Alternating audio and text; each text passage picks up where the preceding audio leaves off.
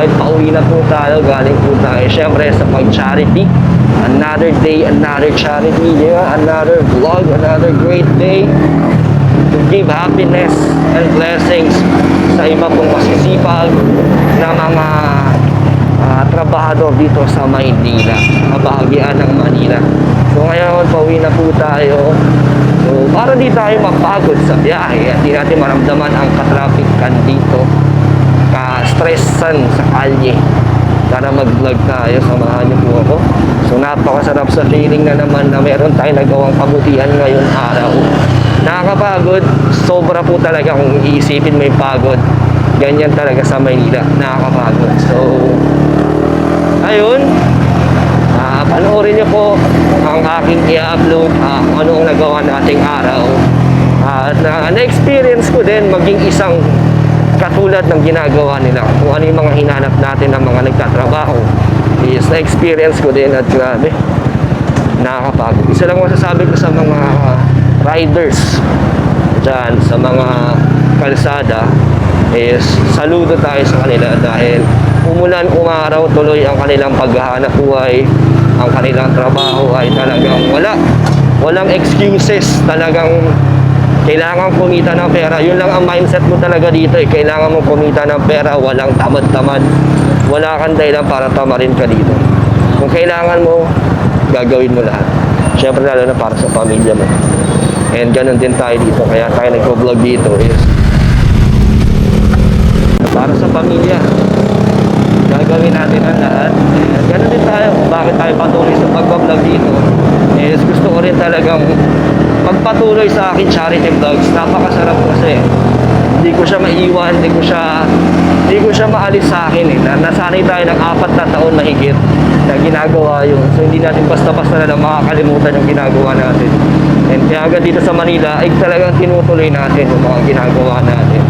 Diba? Kakaiba man dito pero ibang level naman, ibang experience naman dito. So samahan nyo ako, tara mag road trip po tayo para makita nyo rin ang sitwasyon dito sa Manila. So ano na to, 5:30 na po ang ganitong oras. So rush hour na, lalo pagdating natin ng Rojas Boulevard. Mas marami na sasakyan, maraming truck na doon. Ayan o, masabayan natin.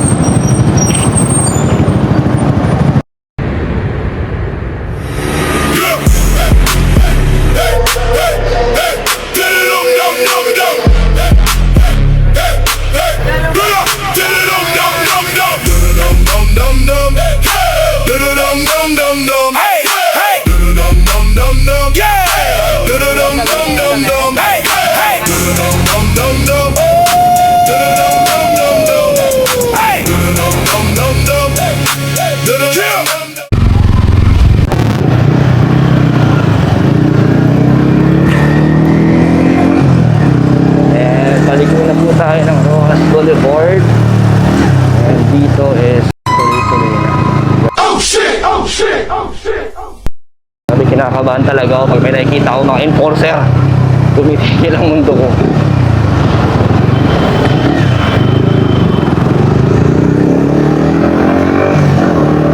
So ito na, tuloy-tuloy na po ito at marami ng sasakyan dito.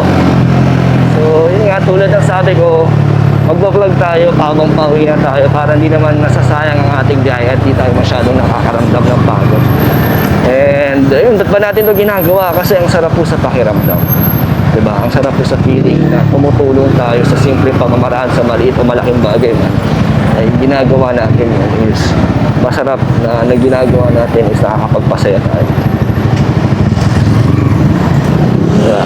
Maliit man ang nagagawa ko dito tulong, pero ano naman, at least nakapagpasaya tayo. Kasi yun ang aking ano ngayon eh. Ang aking target ngayon is mapasaya natin, makita natin sa mukha nila na may naano tayo, may nagawa tayong kabutihan sa kanila na na-appreciate nila. Kung tutusin, napakaliit po ng mga nabibigay ko dito kumpara naman sa ginagawa ko sa diet na pag-charity. Pinakamababa ko dun, 2,000, may grocery pa. Dito ngayon nakakapagbigay tayo 1,000 lang, minsan 500 lang, pero depende pa rin. Pero yun nga, kahit ganun man ang ating ginagawa, ang hinahanap naman natin is masisipag na mga nagtatrabaho. Yung mga kumikita lang ng mga mababa pa 1,000 sa isang araw, di ba? Yun yung mga nahahanap natin. At pag nabigyan natin ng ganung halaga lang, ang saya nila. So, yun ang ating gustong gawin dito. So, hindi tayo nawawala ng pag-asa, tuloy lang tayo. Mahirap man, nakakapagod man, mas delikado man dito sa Manila. Pero, nararamdaman ko na dito tayo nilagay ni Lord para makapag-share ng blessings, may spread natin ang kabutihan. Para hindi na lang puro katoksikan, di ba? Hindi na lang puro stress ang nararamdaman ng iba. Makabigay man tayo ng blessings. Yun ang ating ginagawa dito. Malikabok, mausok, pero tuloy lang. Ganyan ang mga rider dito. Araw-araw nilang ginagawa yan. 12 hours pa. So wala tayong dito, karapatan magreklamo sa ginagawa natin ng makailang oras lang. Kasi sila araw-araw yung ginagawa para makapag-provide sa kanila po. I like what I do at masaya ako sa ginagawa ko. Yun po ang dahilan. So kahit mahina ang business natin dito, nararamdaman ko na magkakaroon ako ng sariling pangalan dito na mabubuo natin sa ginagawa kong pagtulong dito. Nararamdaman ko na may mararating tayo dito. Sama-sama po tayo maging dito, maging successful sa aking ginagawa na tinatahak na pagtulong ng charity dito sa Manila. Nararamdaman ko one time bigla na lang tayo magbuboom dito. Kaya gusto ko lang ipagpatuloy ito. May pagsubok man tayong pinagdadaanan ngayon, mahina man ang ating views, wala man tayong mga sponsors sa ngayon, pero okay lang, hanggat kaya pa natin pagpatuloy ito, tuloy-tuloy lang natin. Tiwala lang, think positive. Ang sarap kasi sa feeling na ang ginagawa ko araw-araw, the way parang what do I do for a living, eto, maghanap ng tutulungan, di ba? Ang sarap sa pakiramdam na gumagawa tayo ng kabutihan araw-araw, gumagawa tayo ng may napapasaya tayo araw-araw. Yun yung inspirasyon ko.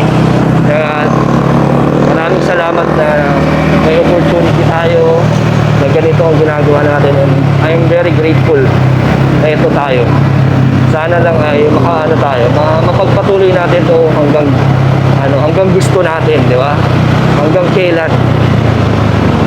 Ito ang sitwasyon dito sa Rojas Boulevard around 5:30 PM.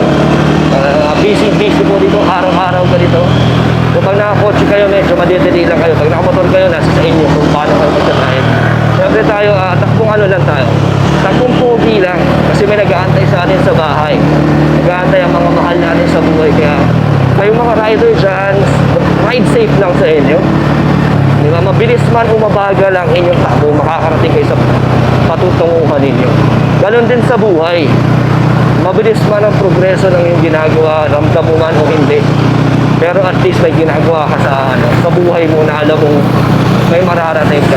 Ganon lang. Hindi man ito yung oras para sa atin, hindi man ito yung siguro ginagawa natin ngayon, hindi natin ramdam kung ito na ba talaga yung para sa akin. Pero nararamdaman ko na ito talaga yung gusto kong gawin. So kailangan ko na lang patunayan na ito talaga ang hinahanap ko. Masaya ako dito. So baka tinatest na tayo ni Lord kung ready na ba ako maging talagang charity vlogger kahit mag-isa lang tayo dito. Willing ba akong mag-sacrifice o gawin yung mga bagay na para lang makapagbigay tayo ng tulong. So yun lang iniisip ko, tinetest tayo, parang sinusubukan bago ibigay sa atin, di ba? Para mapatunayan natin, kailangan natin i-prove na we are worth it para bigyan ng ganitong opportunity ni Lord. Kaya let's do it, mga supporters natin na nakitira dyan, maraming salamat po sa inyo. Kaya pagbubutihan ko po ang pagtulong. Pagsisikapan natin, maghahanap tayo ng mga napakaraming deserving. Kaya enjoy the view. Walang view dito eh. Puro katrapikan lang. So tingnan nyo, nandito na ako agad, di ba? Di ko namamalayan, di ba? Naka 6 minutes na tayo nagsasalita ng lang, ganito. So yun, effective. Hindi ko ramdam yung pagod kahit traffic. Kaya nagbi-video tayo eh.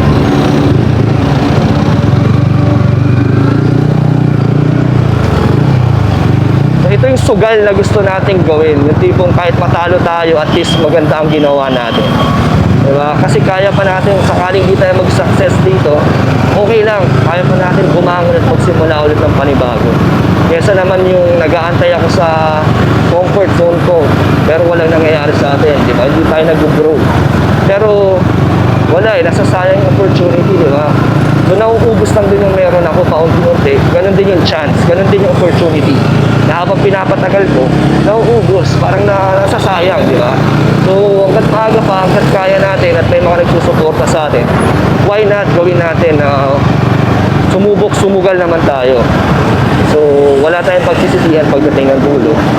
Ganun lang. May motivate lang natin ang ating sarili na maraming bagay na mas mahirap ang pinagdadaanan dyan. Maraming mga tao mas mabibigat ang problema.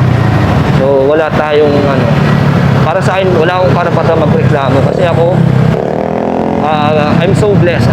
I'm still grateful na ganito ako. Kaya ang gusto ko na lang gawin is spread kindness, happiness, and blessings. So let's go!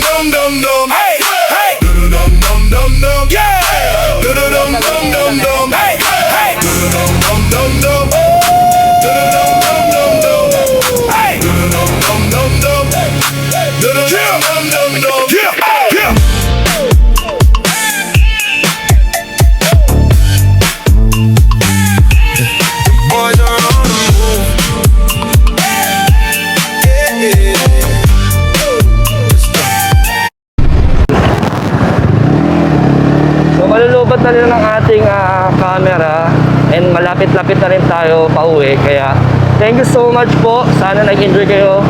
So soon, magaganitong content ulit tayo habang pauwi or papunta sa pupuntahan natin. Para at least diba, nakakapag-vlog pa rin tayo, dagdag content. And yun, sipag lang, sisipagan lang natin mag-upload na mag-upload. Di ako mawawala ng pag-asa hanggat may nanonood pa dyan. Maliit pa ng views natin sa ngayon. Pero I'm hoping and praying na lalakas din tayo. Lalakas tayo at talagang kailangan lang natin itong pagpatuloy. Consistent lang dapat. Kaya see you on the next vlog. Thank you so much guys. And ride safe guys. Peace.